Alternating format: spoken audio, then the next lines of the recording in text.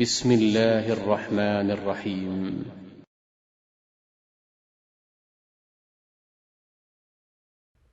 اعوذ باللہ من الشیطان الرجیم، بسم اللہ الرحمن الرحیم۔ ناظرین گرامی مرتبت، السلام علیکم۔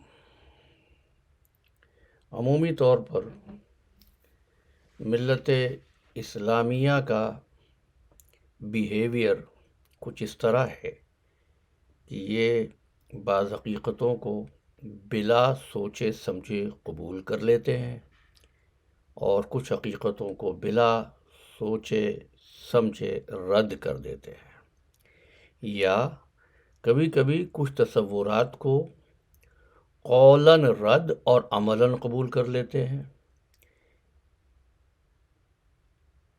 اور کبھی کبھی قولی طور پر رد کرتے ہیں اور عمل کے طور پر ان کی زندگی کی صورت خود اس حقیقت کی شاہکار ہوتی ہے۔ انہی حقیقتوں میں سے ایک حقیقت جو ہے وہ شرک ہے۔ میرا جملہ ذہن میں رہے، قولاً قبول کرتے ہیں، عملاً رد کرتے ہیں، عملاً قبول کرتے ہیں، قولاً رد کرتے ہیں۔ یہ اب شرک پر ہم تو اپنے تئیں گفتگو کو تمام کر چکے تھے، لیکن احباب کے استفسارات کے نتیجے پہ آج پھر گفتگو کر رہا ہوں۔ مثلاً یہ کہا گیا کہ وہ صفات جو رب العالمین کے ساتھ مخصوص ہیں، جن میں سے ایک صفت خلق ہے۔ علم تو انسان بھی حاصل کرتا ہے، قدرت انسان کے پاس بھی ہوتی ہے، حسن و جمال انسان کے پاس بھی ہوتا ہے، جیسا کہ گزشتہ گفتگو میں ہم نے آپ کی خدمت میں عرض کیا تھا۔ لیکن خلق کو نسبت نہیں دی جا سکتی بندوں کی طرف۔ آئیے سورہ مبارکہ آل عمران کو دیکھیے، تیسرا سورہ ہے قرآن مجید کا، اور اس کی آیت کا نشان ہے 49۔ حضرت عیسیٰ علیہ السلام فرما رہے ہیں، انی اخلق لکم من الطین کہیئۃ الطیر، میں تمہارے لیے مٹی سے ایک پرندہ، اردو میں کہو گے بناؤں گا، عربی کا لفظ کیا ہے؟ اخلق، میں خلق کرتا ہوں۔ پھر 5ویں سورہ میں، سورہ مائدہ، آیت کا نشان 110، اور رب العالمین خطاب فرماتا ہے، اذ تخلق، جب تو خلق کرتا ہے۔ یہ عیسیٰ غیر خدا ہیں یا نہیں ہے؟ لیکن خلق کی نسبت آ رہی ہے نا۔ اب یہاں سے عرض کروں، وہ صفت جو رب العالمین میں ہے اس کی جھلک بندوں میں آ جائے تو شرک نہیں ہوتا، لیکن بندے اگر اپنی صفت خالق کی طرف نسبت دینے لگے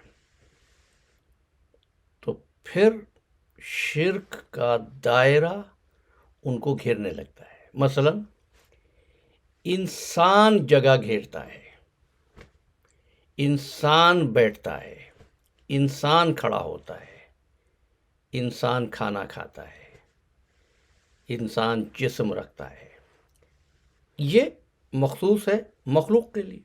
اب اگر کوئی خالق کے لیے نظریہ بنا لے کہ خالق کسی تخت پر بیٹھتا ہے، خالق کے وزن سے کرسی چر چر کرتی ہے، یا خالق کی صفات میں ایسے ہی تغیر ہوتا ہے جیسے انسانوں میں ہوتا ہے، تو عزیزو یہ ہوگا شرک کا دخل۔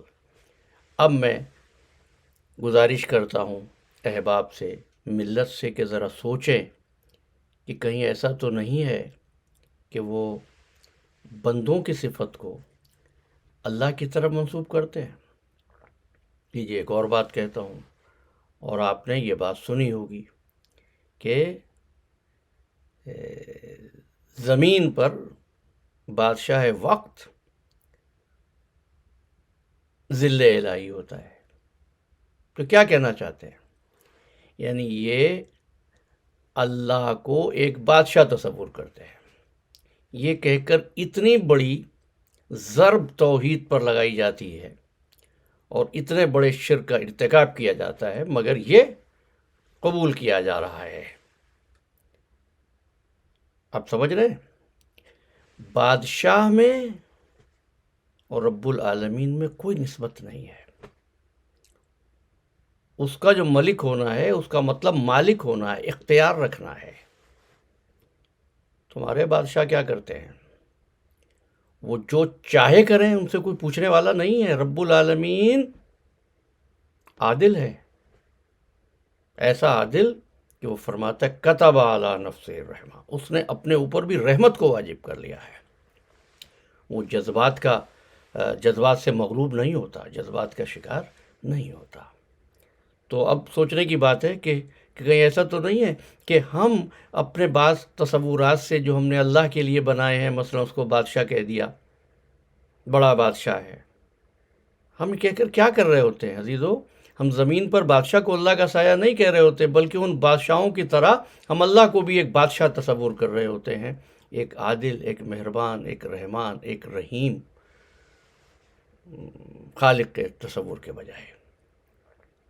اب اگر یہاں تک بات پہنچا سکا ہوں تو اب آخری بات کر دیتا ہوں، شرک کیا ہوتا ہے۔ سورہ لقمان ہے، قرآن مجید کا 31واں سورہ اور اس کی 13ویں آیت اور اس کا ایک حصہ، ان الشرک لظلم عظیم۔ یہ جو شرک ہے نا، یہ ظلم ہی نہیں ہے، ظلم عظیم ہے۔ تم شاید یہ سمجھتے ہو کہ کسی کو چاقو کا زخم لگا دینا، گولی کا، تلوار کا نشانہ بنا دینا ظلم ہوتا ہو، دھکا دے دینا ظلم ہوتا ہو، زد و کوب کرنا ظلم ہوتا ہو۔ لیکن آئیے عرض کروں جو حضرات واقعی سیکھنا چاہتے ہیں ان کے لیے، ظلم کیا ہے؟ وضع الشیء فی غیر محلہ، کسی شے کو اس کے مقام سے ہٹا کر دوسری جگہ پر رکھ دینا۔ کیا مطلب ہے اس بات کا؟ چلو میں آسان کر دیتا ہوں۔ مثلا ٹوپی سر کے لیے ہے، جوتا پیر کے لیے ہے۔ اب جوتے کو ہاتھ میں اٹھا لیا، سر پہ رکھ لیا، ٹوپی کو آپ نے پیر میں، یہ ظلم ہے۔ سمجھ گئے آپ؟ معاشرے میں ایک عالم ہے، ایک جاہل ہے، تو جاہل کو کیا ہونا چاہیے؟ سیکھنا چاہیے، پوچھنا چاہیے، اور عالم کو کیا ہونا چاہیے؟ بتانا چاہیے۔ اگر معاشرہ یہ کرے کہ بتانے والے کو رعایا بنا دے اور پوچھنے والے کو حاکم بنا دے، تو کیا یہ ظلم نہیں ہے؟ اور یہ ظلم عظیم کیا شرک نہیں ہے؟ جاہلوں کو، نااہلوں کو حکمراں بنا دیا جائے اور اہل حضرات کو پسے زندہ ڈال دیا جائے، کیا یہ ظلم نہیں ہے؟ کیا یہ شرک نہیں ہے؟ رب العالمین فرما رہا ہے اِنَّا هَدَيْنَاهُ السَّبِيلَ، ہم نے ہدایت دے دی۔ اب یہاں عرض کر دوں، ہم نے ہدایت دے دی، اس کا مطلب ہے اس نے ہادی بنا دیا۔ اب وہ کسی کو مقرر کر دے، اس کے بعد اگر امت یا بندے خود منتخب کرنے لگے تو یہ کیا ہے؟ یہ شرک ہے۔ تو عزیزو، کتنی باتیں ہیں رب العالمین کی توحید کو سمجھتے ہوئے ہم شرک کے نادانستہ طور پر مرتکب ہو جاتے ہیں، اس کو اپنے جیسا جسم سمجھ لیتے ہیں۔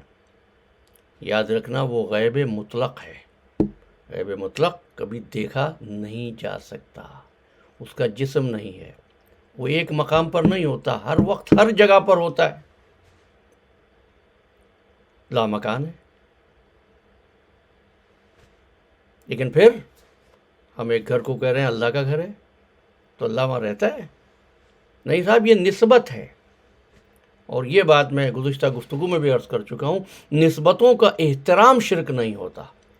سمجھایا یہ ہے رب العالمین نے، لامکان ہوتے ہوئے کسی گھر کو اپنا گھر کہہ کر، جگہ کا محتاج نہ ہونے کے باوجود، اسپیس کی احتیاج نہ ہونے کے باوجود کسی مقام کو عرش کہہ دینا اور کسی مقام کو کرسی کہہ دینا، صرف تم کو سمجھانے کے لیے ہے کہ نسبتوں کا احترام شرک نہیں ہوتا ہے۔